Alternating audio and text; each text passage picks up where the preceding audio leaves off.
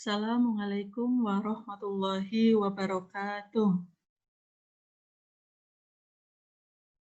Anak-anakku sekalian, siswa-siswi MTS Negeri 4, khususnya kelas 7, dari kelas 7A sampai kelas 7G. Pada pagi hari ini kita akan belajar mata pelajaran fikih dengan materi kedua, yaitu macam-macam najis dan cara bersucinya atau cara toharohnya. Sebelum kita mulai pelajaran pada pagi hari ini, marilah kita awali dengan membaca bacaan basmalah bersama. Bismillahirrohmanirrohim. Anak-anakku kelas 7 yang Ibu sayangi dan Ibu banggakan, setelah pertemuan pertama kemarin, kita membahas tentang toharoh, apa itu toharoh, hadas, dan juga macam-macamnya. Maka pada pagi hari ini, kita akan melanjutkan pada macam-macam najis dan cara bersucinya. Menurut syariat Islam, najis dapat dikelompokkan menjadi 3 macam. Yang pertama adalah najis mukhafafah atau biasa disebut dengan najis ringan.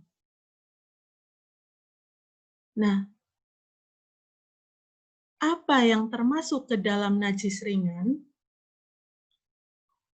Yang termasuk ke dalam najis ringan adalah air kencing dari anak laki-laki yang berumur kurang dari 2 tahun dan belum mengkonsumsi apapun kecuali ASI. Jadi, air kencing dari anak laki-laki yang umurnya masih di bawah 2 tahun dan belum dikasih makanan apapun kecuali air susu ibu. Nah, ketika anak laki-laki yang umurnya sama di bawah 2 tahun, tetapi sudah dikasih misalnya makanan pendamping ASI, ada pisang misalnya, atau dikasih madu, atau mungkin susu formula, baik itu susu yang dalam kemasan maupun dalam kaleng, maka air kencingnya ini sudah tidak lagi termasuk ke dalam najis mukhafafah atau najis ringan, tetapi sudah setingkat di atasnya, yaitu termasuk ke dalam najis mutawasito atau najis sedang. Nah, bagaimana cara mensucikan najis mukhafafah atau cara toharoh dari najis mukhafafah atau najis ringan? Caranya yaitu benda yang terkena najis mukhafafah atau najis ringan ini cukup dipercikan air yang bersih atau yang suci, mensucikan. Jadi benda yang terkena najis mukhafafah ini cara mensucikannya cukup dipercikan atau dicipratkan ya, air yang suci, mensucikan. Nih. Tapi berbeda ketika yang kencing ini anak perempuan, walaupun sama-sama dengan usia di bawah 2 tahun, maka cara mensucikan air kencing dari anak perempuan tersebut tidak cukup hanya dengan dipercikan air saja, tetapi harus dibasuh dengan air, harus dicuci, dibasuh sampai hilang wujud warna maupun baunya. Ini. Jadi cara toharohnya berbeda antara air kencing anak laki-laki yang berumur kurang dari 2 tahun dan baru mengkonsumsi ASI dengan air kencingnya anak perempuan yang sama-sama berumur 2 tahun di bawah 2 tahun dan sama-sama baru mengkonsumsi ASI. Ini cara mensucikan air kencingnya berbeda. Baiklah, itu najis mukhafafah. Kita lanjutkan ke najis yang kedua, yaitu najis mutawasitoh atau najis sedang.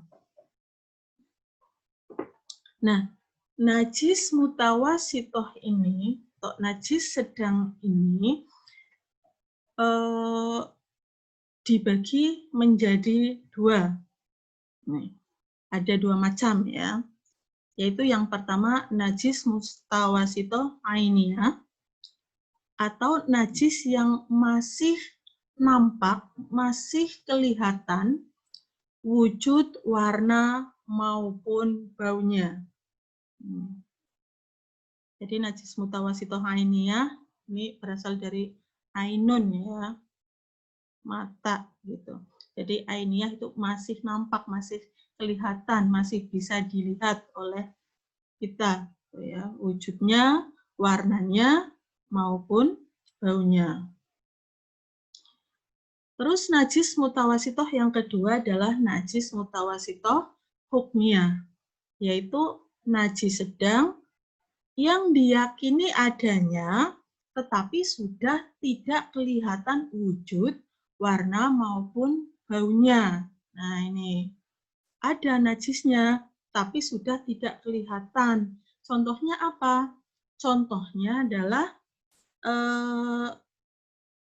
air kencing yang sudah kering. Nih, jadi misalnya kita punya adik laki-laki atau kita memiliki adik perempuan, memiliki saudara kecil kita kencing dan misalnya kok tidak tahu kencingnya ya, tahu-tahu di situ sudah kering gitu ya. Jadi bekas air kencing dari adik kita itu termasuk ke dalam najis mutawasitoh hukmiyah, yakni diyakini adanya bahwa di tempat itu tadi ada najisnya, tetapi sudah tidak kelihatan wujud, warna maupun baunya karena sudah kering. Maka walaupun di situ sudah tidak kelihatan, tetap tempat itu harus dibersihkan, harus disucikan. Bagaimana caranya? Ya kita alirkan atau kita basuh, cuci dengan air sampai betul-betul bersih dan yakin bahwa di tempat itu sudah tidak ada najisnya lagi. Nah, bagaimana cara mensucikan yang ainiyah, yang masih nampak? Kalau najis yang masih kelihatan wujudnya, maka terlebih dahulu kita hilangkan, kita buang wujud najis tersebut. Misalnya ada kotoran ayam di halaman kita, di emper gitu ya, maka kita hilangkan kotorannya, setelah itu baru kita bersihkan pakai air sampai betul-betul bersih, hilang, tidak ada baunya lagi, warnanya juga tidak ada lagi, gitu ya. Nah, jadi oh ya, kita kembali ke macam-macam najis mutawasitoh ya. Tadi lupa apa saja yang termasuk ke dalam najis mutawasitoh. Ini najis mutawasitoh diantaranya adalah ada darah, nanah, arak. Arak tahu tidak arak? Arak itu homer atau minuman keras, nih ya. Terus muntahan, kotoran manusia, kotoran binatang. Kotoran binatang banyak, ada kotoran ayam, kotoran kambing, kotoran cicak, kotoran tikus, kotoran kucing, ini semua ya, semua kotoran binatang. Ini ya. Terus ada lagi bangkai dari binatang darat yang berdarah sewaktu hidupnya.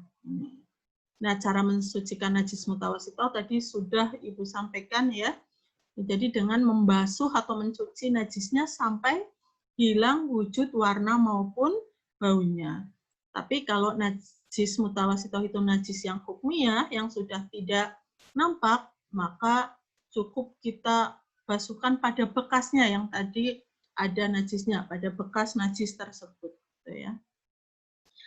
Baiklah anak-anakku, kita lanjutkan. Yang ketiga yaitu najis muholadoh atau najis berat. Najis muholadoh atau najis berat. Nah, najis muholadoh ini yang termasuk ke dalam najis ini apa? Yaitu najis yang bersumber dari anjing dan babi. Jadi mulai dari ludahnya, kencingnya, kotorannya, ini semuanya najis muholadoh. Ludahnya saja sudah termasuk najis, apalagi kotorannya ini ya. Nah, cara bersucinya bagaimana? Nih, cara bersucinya atau cara mensucikannya ini lebih daripada najis yang lain. Jadi kalau najis yang lain cukup disucikan dengan air, kalau najis muhaladoh ini harus juga dengan tanah atau debu yang suci. Dan membasuhnya juga harus betul-betul sangat bersih, bahkan di sini sampai 7 kali. Jadi misalnya kaki kita ya tidak sengaja kena air liur anjing, kena jilatan anjing, maka cara membersihkannya, cara mensucikannya yaitu tidak cukup dibasuh dengan air saja, tetapi juga harus digosok atau digosok dengan tanah ya pada yang terkena najisnya. Misalnya kakinya yang terkena ya kakinya yang digosok pakai tanah yang suci. Jadi kalau menurut hadis ya, kalau menurut hadis riwayat Muslim itu pada siraman pertama kita gosokkan tanah yang sucinya, baru kita bilas dengan air sampai 7 kali ya. Jadi yang pertama sudah disiram dengan air, kita gosokkan tanah, terus kita bilas lagi sampai 7 kali, 6 kali lagi berarti ya. Gitu ya. Pokoknya sampai betul-betul bersih dan kita yakin bahwa kita sudah dalam keadaan bersih. Tuh, ya, cara toharoh, cara bersuci dari najis muholadoh. Nah, ini kita perlu sekali mempelajari tentang najis ini. Kenapa? Karena seperti yang kemarin sudah Ibu sampaikan pada pertemuan pertama bahwa najis itu suatu kotoran yang dapat menghalangi sahnya ketika kita beribadah yang dituntut harus dalam keadaan suci. Misalnya ibadah sholat. Oleh karena itu kita harus betul-betul memperhatikan kesucian dari diri, pakaian kita gitu ya tiap harinya, karena kita harus melaksanakan kewajiban untuk melaksanakan ibadah sholat. Nah, demikian ya anak-anakku untuk pertemuan pada pagi hari ini, karena waktunya sudah sudah habis, waktu kita terbatas. Jadi untuk pagi hari ini kita cukupkan sampai di sini. Selamat belajar, terus semangat, dan jaga kesehatan kalian. Tetap sering mencuci tangan yang bersih, pakai sabun, menggunakan masker ketika bepergian, dan hindari